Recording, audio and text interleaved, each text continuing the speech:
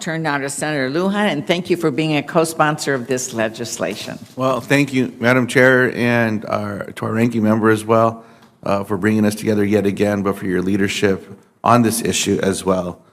Mr. Chairman, thank you for being with us again. When FTX US acquired LedgerX, it acquired an entity that was fully licensed and regulated by the CFTC.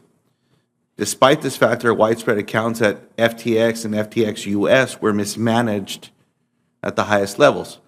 Mr. John Ray, who is overseeing the bankruptcy filing, highlighted the scope of corporate negligence in the Chapter 11 filing for FTX when he said, quote, "Never in my career have I seen such a complete failure of corporate controls and such a complete absence of trustworthy financial information as occurred here." From the guy that oversaw the liquidation of Enron. It's pretty startling. So my question, Mr. Chairman, and if you can answer this yes or no, excuse me, did the CFTC have legal authority to examine the governance structure, balance sheet, or other financial documents for any entity other than LedgerX that was associated with this acquisition? No. Are there other instances where unregulated entities have acquired CFTC-regulated products being legally offered to U.S. consumers? And what risk does this pose to American consumers? Senator, and this is, I think, goes to the conversation I had with Senator Gillibrand. You know, it's important as a lesson learned about what conflicts and what relationship a CFTC regulated entity has with other affiliates, both in the U.S. and across the globe. Currently, the authority is limited to essentially a notice filing, where the registered entity would only have to give notice to the CFTC that they're being acquired or they're in some sort of consolidation or combination with another entity.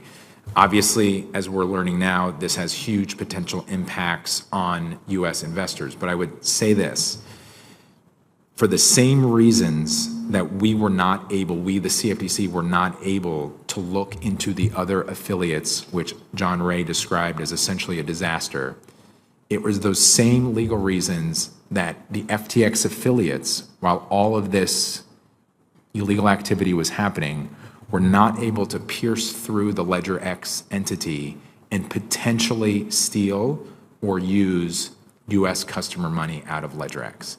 And that's a tough balance. It's something we should think about collectively, but my job is to protect U.S. customer money in CFTC-regulated entities.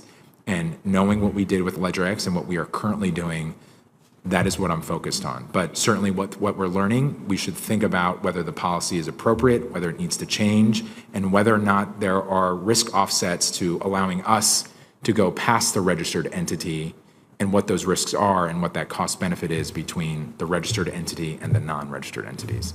So what is the CFTC currently doing to ensure customer funds on LedgerX are safe?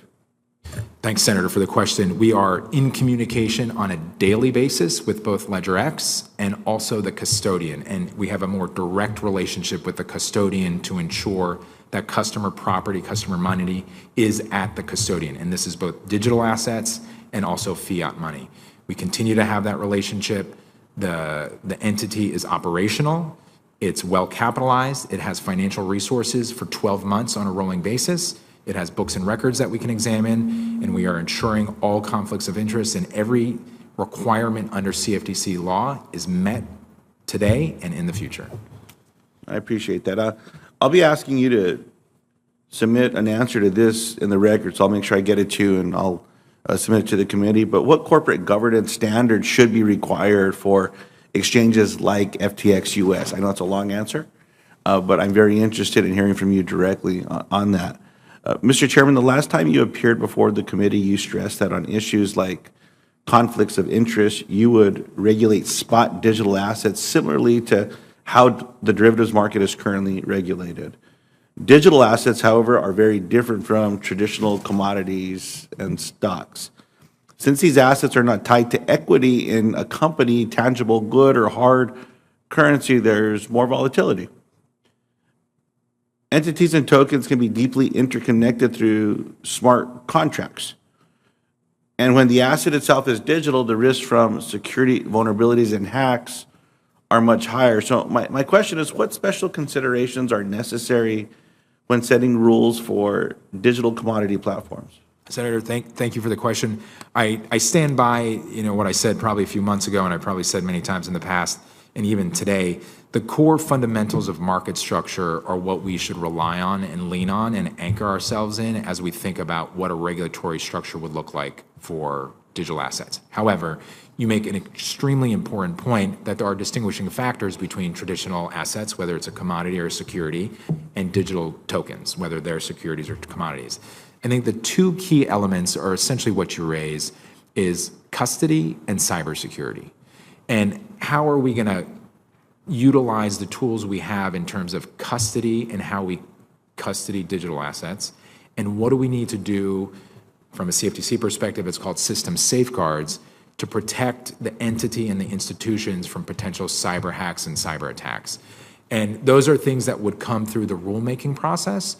But I certainly would welcome a rethink of the current DCCPA to strengthen those guidelines around cybersecurity through system safeguards, and that's a core principle, or what the custodian relationship is and what minimum requirements a custodian of digital assets should have in order to protect those assets and appreciate some of the fluctuations and the volatility that these assets have because they're intertwined with a much larger system of financial resources.